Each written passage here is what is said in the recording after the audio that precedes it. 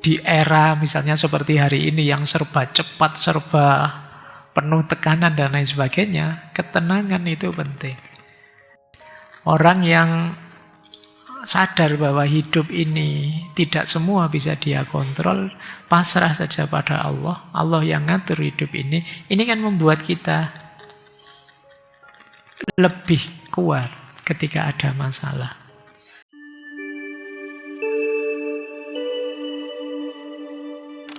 Assalamualaikum warahmatullahi wabarakatuh. Baik, malam ini kita ketemu beliau, Syekh Abdul Qadir Al-Jazairi. Baik, yuk kita mulai belajar sekarang.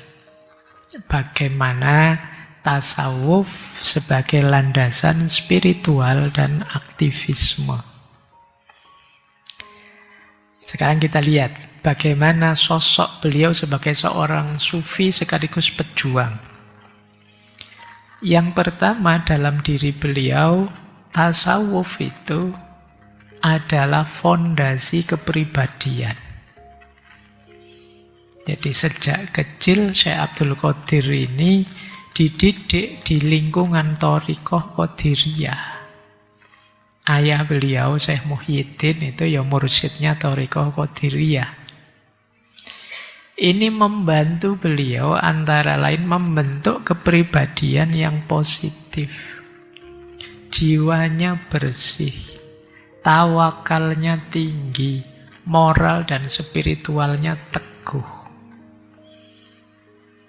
Ini ya, berarti sebenarnya melihat seseorang itu sufi beneran apa tidak, coba cek 3 hal ini ya. Yang pertama, kebersihan jiwanya. Kemudian akhlak atau moralnya. Dan yang ketiga, tawakalnya. Nanti ya dilanjutkan keikhlasannya dalam hidup. Ini manifestasi yang paling mudah diidentifikasi. Kalau kita ingin lihat ini orang ini sufi beneran apa tidak. Pak, kok tidak dilihat karomah-karomahnya Pak misalnya. Bahwa dia bisa jalan di atas air, bahwa bisa. Karomah itu kalau dalam tasawuf itu bisa bernilai ujian.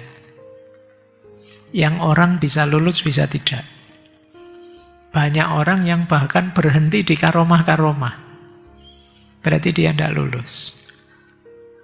Karomah itu semacam bonus.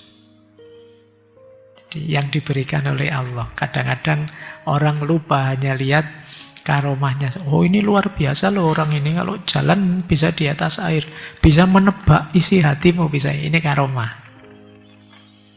Jadi bisa saja gara-gara itu kedekatannya dengan Allah malah gugur. Misalnya apa? Dia jadi sombong. Dia jadi merasa lebih dari yang lain, apalagi terus merendahkan yang lain. Jadi jangan dikira anugerah dari Allah itu nilainya semata-mata kenikmatan. Ada kalanya anugerah dari Allah itu bernilai ujian. Yang harusnya dengan anugerah itu kita tambah dekat dengan Allah, tapi begitu salah kelola, bisa saja membuat kita tambah jauh dari Allah.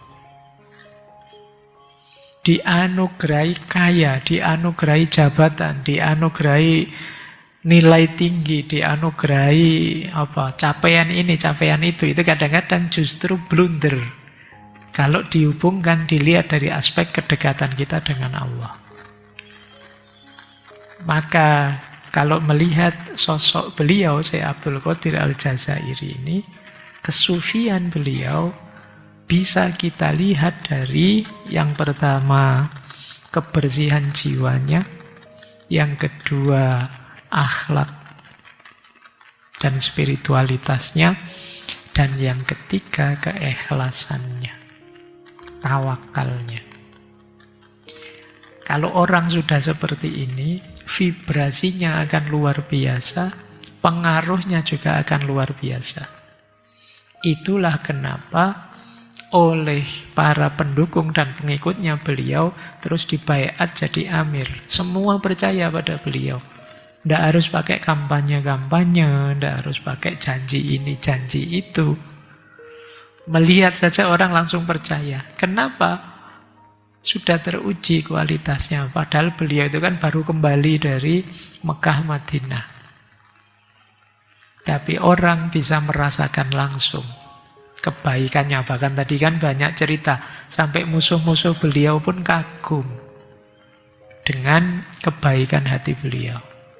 Jadi di aspek ini berarti ya kesufiannya seseorang itu lebih mudah dilihat dari hal-hal ini. Jadi tidak bahkan dilihat, kadang-kadang kita keliru.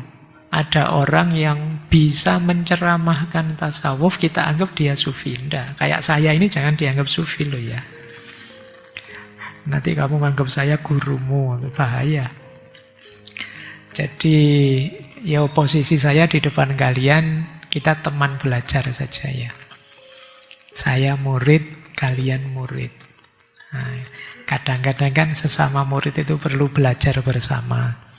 Nah, malam hari ini kita sedang belajar bersama. Baik.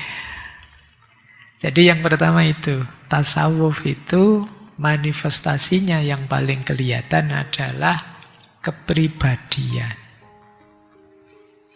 Dan ini ditampakkan dengan sangat jelas oleh beliau. Yang kedua, tasawuf itu aktif.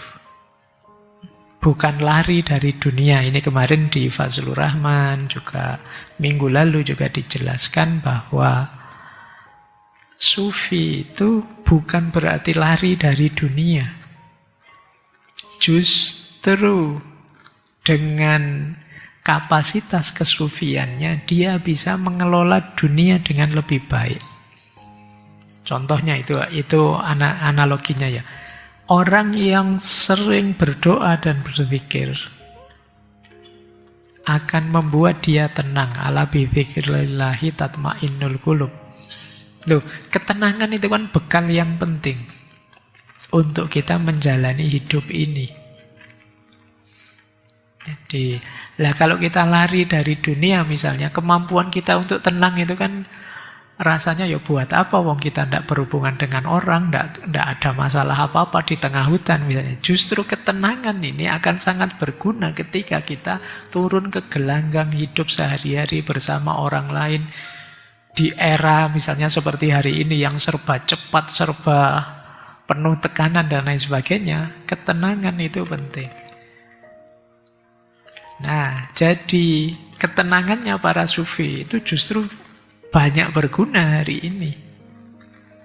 Maka eman-eman kalau para sufinya justru melarikan diri dari dunia, dari kehidupan sehari-hari.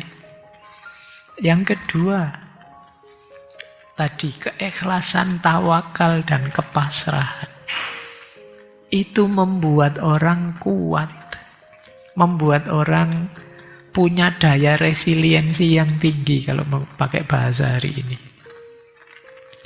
Orang yang sadar bahwa hidup ini tidak semua bisa dia kontrol, pasrah saja pada Allah, Allah yang ngatur hidup ini kan membuat kita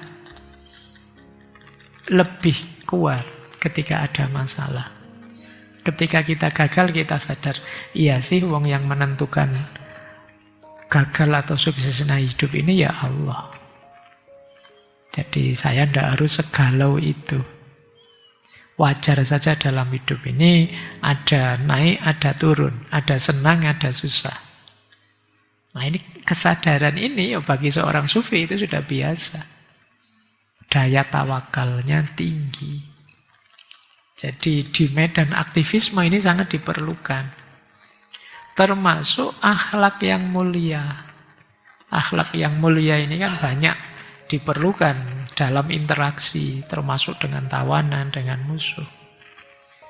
Jadi saat itu bahkan kolonial Perancis pun mengakui musuh kita punya nilai moral yang lebih luhur. Ini dilematis ini, memerangi orang yang akhlaknya mulia. Antara tega dan tidak tega. Jadi tasawuf yang aktif bukan berarti melarikan diri. Yang ketiga, jihad.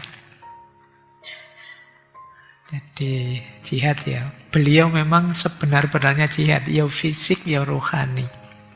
Tapi menurut Syekh Abdul Qadir, jihad fisik itu akan lebih bermakna, lebih berhasil kalau diawali dengan jihad rohani.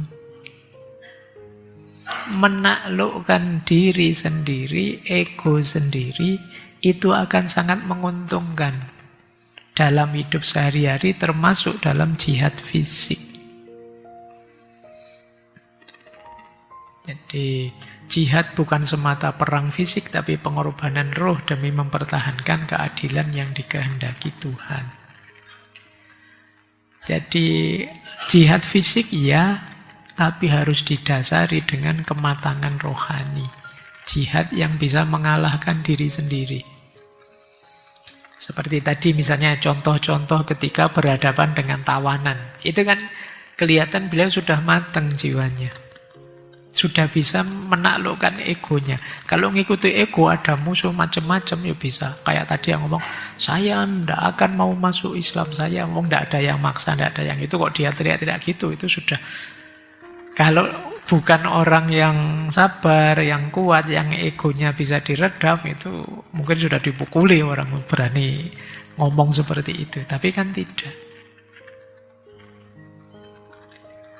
Jadi jihad ya sama kan seperti sabdanya Rasulullah itu setelah perang Badar itu kan, kita kembali dari perang kecil menuju perang yang lebih besar. Perang yang lebih besar itu perang melawan diri kita sendiri. Kalau tadi sebelum perang itu kan fokus ke perang fisik, mengalahkan musuh. Tapi begitu musuhnya kalah, itu yang harus dikalahkan diri kita. Karena saat itu pasti muncul rasa bangga. Kalau tidak direm akan lahir rasa sombong. Pasti muncul gembira. Kalau tidak direm akan lanjut jadi sembrono. Tidak hati-hati. Maka pertarungan selanjutnya lebih berat. Yaitu menaklukkan diri kita. Jadi jihad yang sufistik. Untuk melahirkan tatanan masyarakat yang sesuai dengan nilai-nilai keislaman. Kemudian beliau juga menarik nilai-nilai sufistik tadi dibawa ke pemerintahan yang dia pimpin. Jadi tadi ya keadilan, akhlak, moral, kejernihan hati, ketajaman berpikir, ini nilai-nilai sufistik ini terus dibawa ke dalam pemerintahan. Hasilnya apa? Yo, di pemerintahan beliau, di wilayah yang beliau kuasai, tidak ada korupsi, tidak ada eksploitasi. Dasarnya bukan aturan, tapi kesadaran dan rasa takut pada Allah. Juga rasa malu pada Allah. Nah, ini sufistik. Jadi menata masyarakat lewat jalur tasawuf. Ini menarik ya. Kalau kita selama ini menata masyarakat itu kan dengan aturan. Ada masalah dibikin undang-undang, aturan. Jadi terus kita aturannya banyak sekali. Padahal katanya aturan itu ya dibikin untuk dilanggar. Jadi kita pontang-panting sendiri karena kita terus merasa terpenjara sendiri oleh aturan yang kita bikin. Kenapa begitu? Ya karena tidak diawali dari kesadaran. Nah, sementara lewat jalur tasawuf ini diawali dari kesadaran kita ini hamba Tuhan. Kita ini punya amanat kekhalifahan. Kita ini punya tugas dan tanggung jawab. Jadi tidak korupsi bukan karena takut dihukum, takut ditangkap KPK, tapi karena sudah sadar. Jadi, karena kalau dasarnya hanya takut ditangkap, takut dihukum, ya nanti kalau ada jalan yang bisa tidak tertangkap, tidak terhukum, kalian akan tetap korupsi.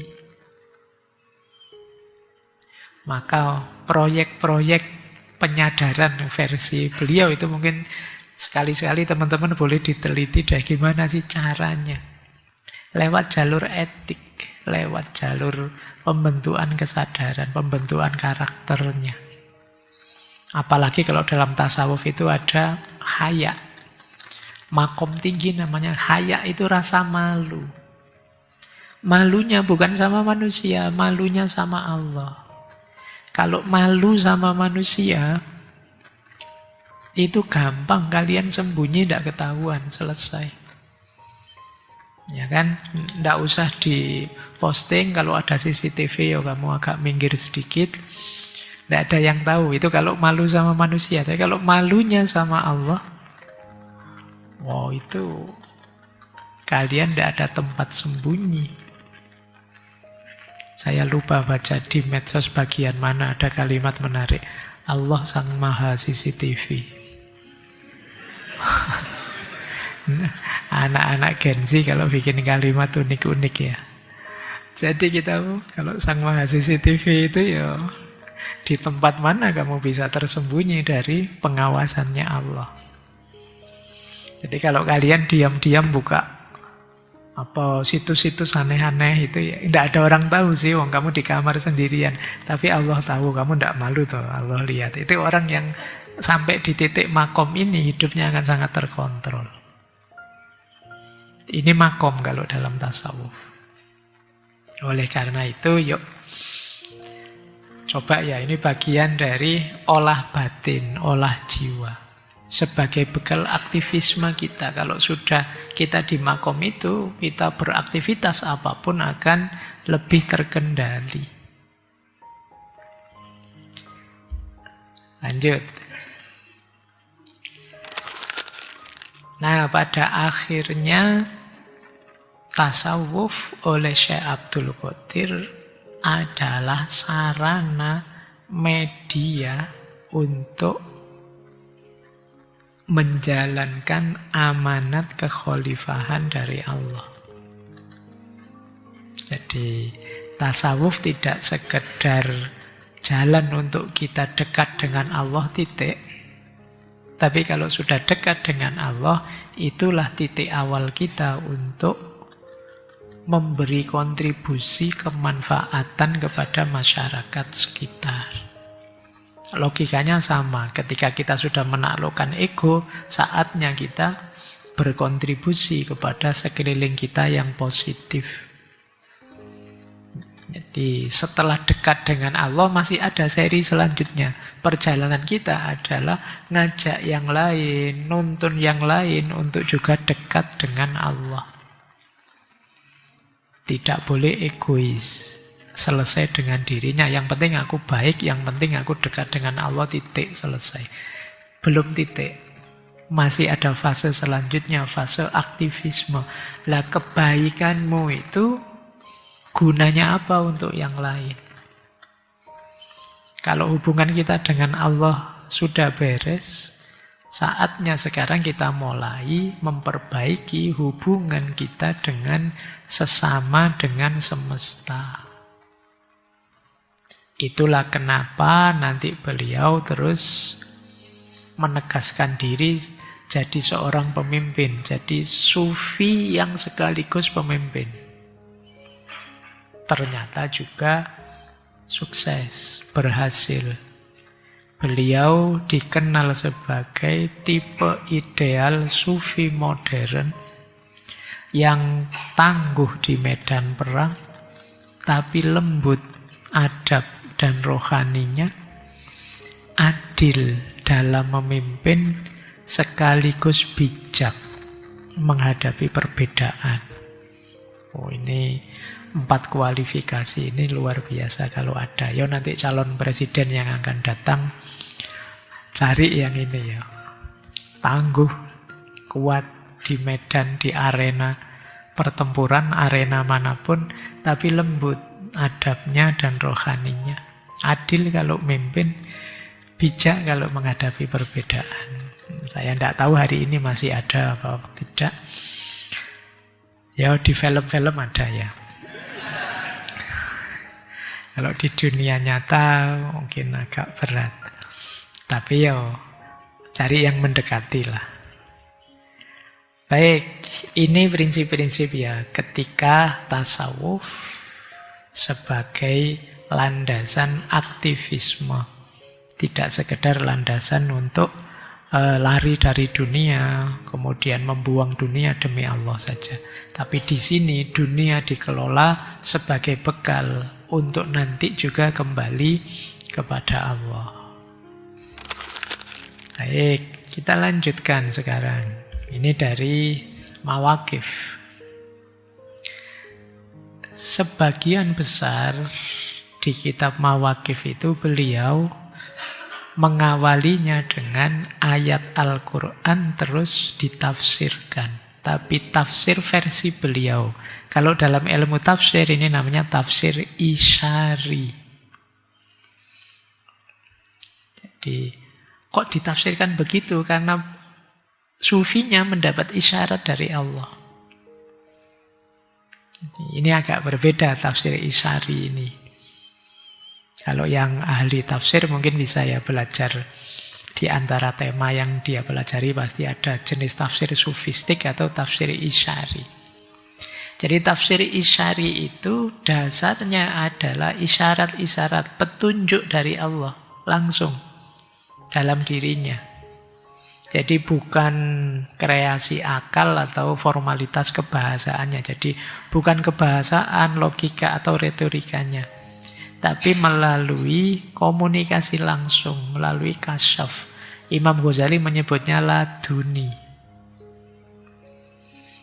Itulah kenapa nanti dengan model isyari ini bisa saja sufi yang berbeda, pemaknaannya berbeda.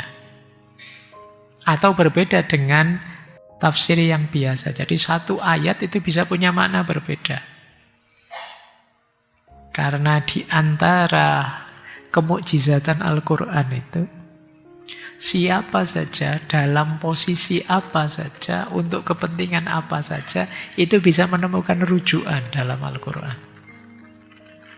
Ini yang disebut soleh likulli zaman wa makan.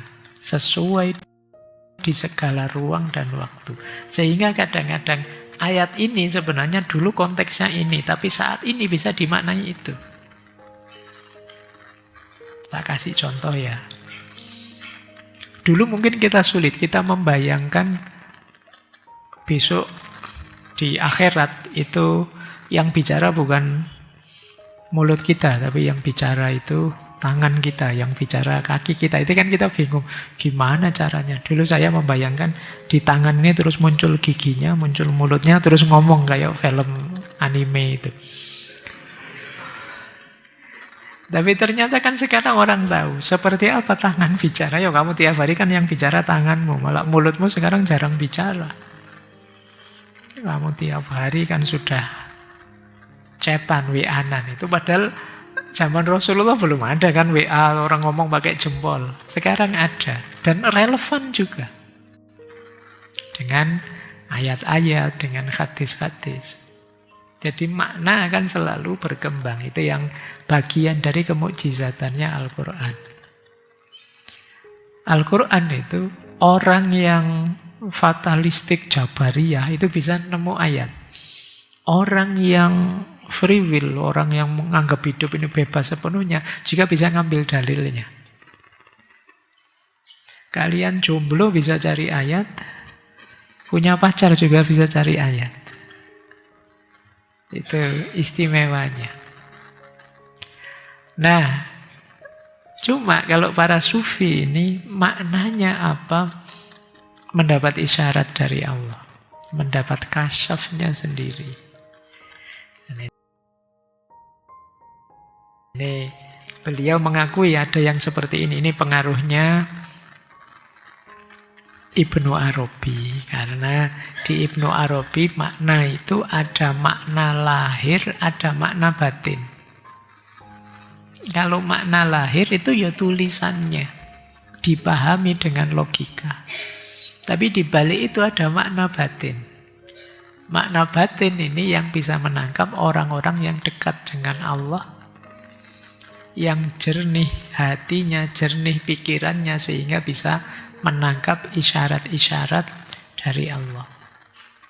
Jadi memahami Al-Quran secara isyari.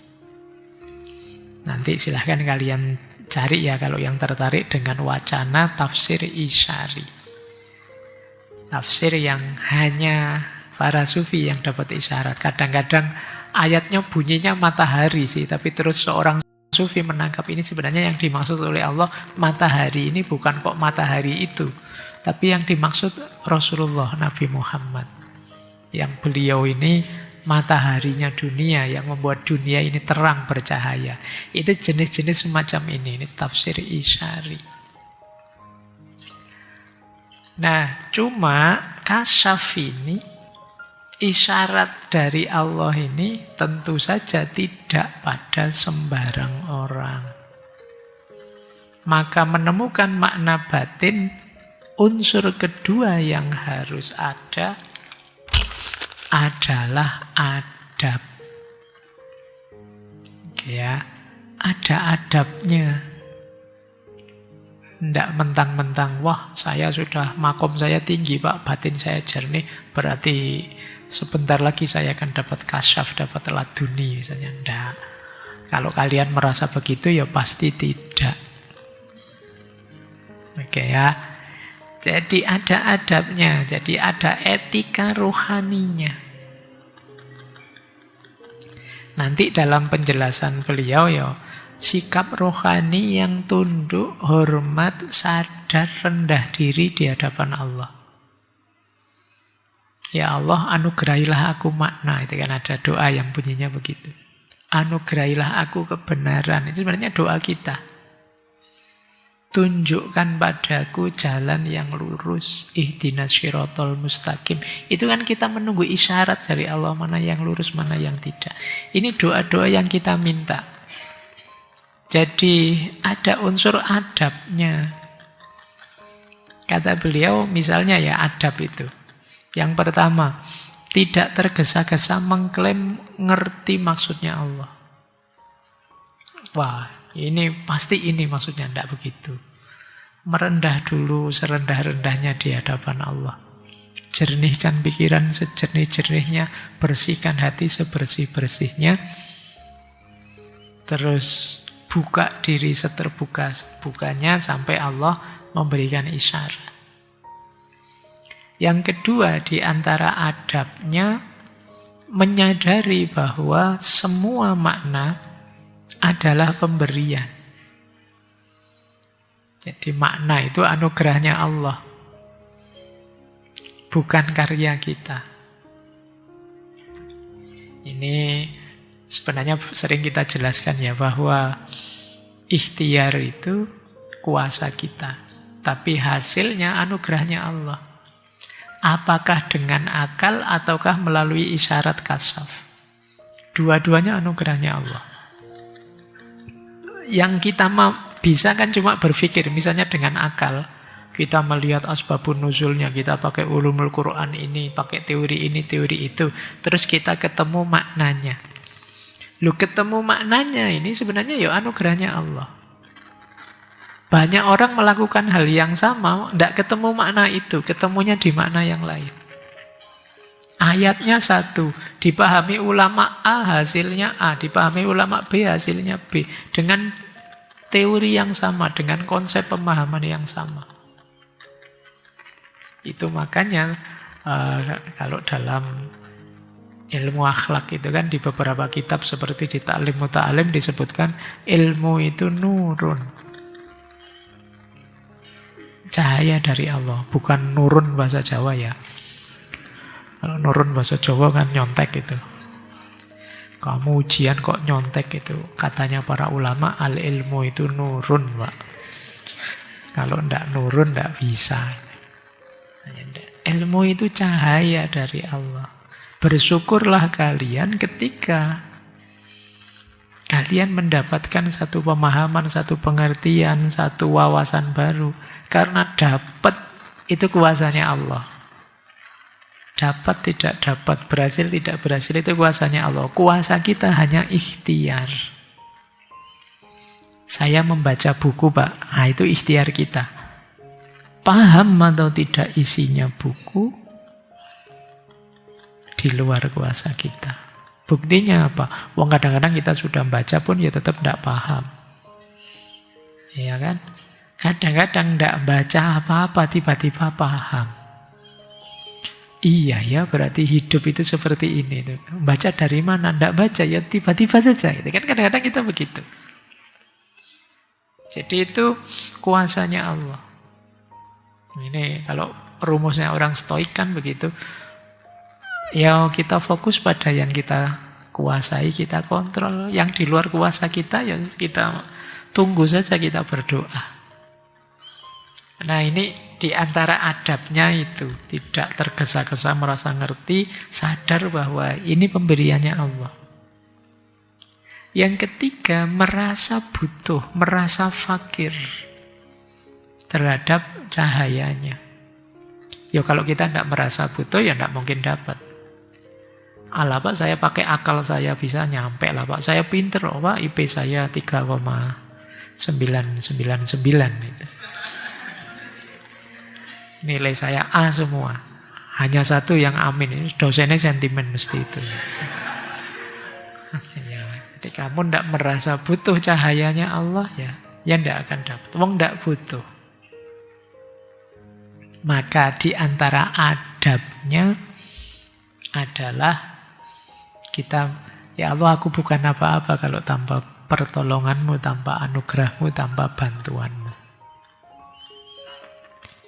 Ini termasuk juga adabnya orang berdoa ya. Kadang-kadang kita berdoa itu seperti orang yang nuduh, menuntut. Karena ada orang berdoa itu rasanya menuduh, ya Allah, dosaku apa, ya Allah. Anugerahkan aku nikmat, ya Allah, jangan kesengsaraan saja. Itu kan kayak nuduh Allah, seolah-olah Allah itu tidak pernah ngasih kamu anugerah nikmat sama sekali. Ya Allah, hidupku kok pahit semua. Loh, itu kalau Allah menunjukkan berapa banyak nikmatnya yang diberikan padamu, ya kamu akan shock. Tapi kita kan sering berdoa rasanya kayak orang nuduh. Kalau tidak nuduh ya nuntut. Ya Allah, bukankah Engkau sudah berjanji bahwa setiap doa akan Kau kabulkan? Ayo ya Allah, kabulkan. Nah, ada yang nadanya begitu. Ada lagi yang kalau berdoa membaca puisi itu, ujungnya kapan tidak tahu. Ini puitis sekali, panjang sekali. Minta apa tidak tahu, yang penting indah. Itu dulu pernah kita bahas ya di bab doa itu, yang fokus pada retorikanya. Panjang sekali. Ya Allah, sebagaimana Engkau tahu,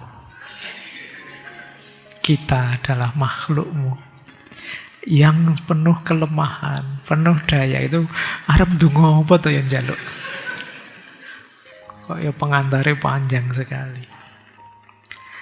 Nah, jadi selain isyarat ada adab. Adab juga adalah menjaga diri dari penyalahgunaan wahyu. Kalau sejak awal niatnya jelek, tidak mungkin akan dapat isyarat ilahiyah. Jadi tidak hanya wadahnya harus bersih, motifnya juga harus bersih. Ya Allah, beri makna padaku yang pas untuk mengalahkan musuhku ini. Nah, itu motifnya sudah jelek. Ya Allah, tunjukkan ayat-ayat yang bisa membuat saya menjatuhkan musuh saya. Itu motifnya jelek. Pastikan motifnya kebenaran, kebaikan, keindahan hidup. Menurut Syekh Abdul Qadir, tanpa adab, seseorang bisa mencari makna Al-Quran untuk membenarkan nafsu atau egonya, bukan untuk mencari Allah. Inilah yang terjadi, kata beliau, yang melahirkan fitnah aliran-aliran. Semuanya memanfaatkan Al-Quran dalam tanda petik untuk menjustifikasi alirannya. Aliran ini pakai ayat ini, aliran itu pakai ayat itu, dan masing-masing mengklaim dirinya lah yang paling benar.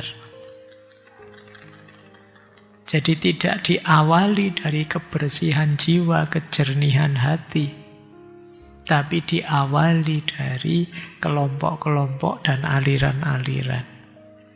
Akhirnya ayat pun dipilih, akhirnya dalil pun diseleksi sesuai kepentingan, tafsir pun dirinci yang cocok dengan alirannya.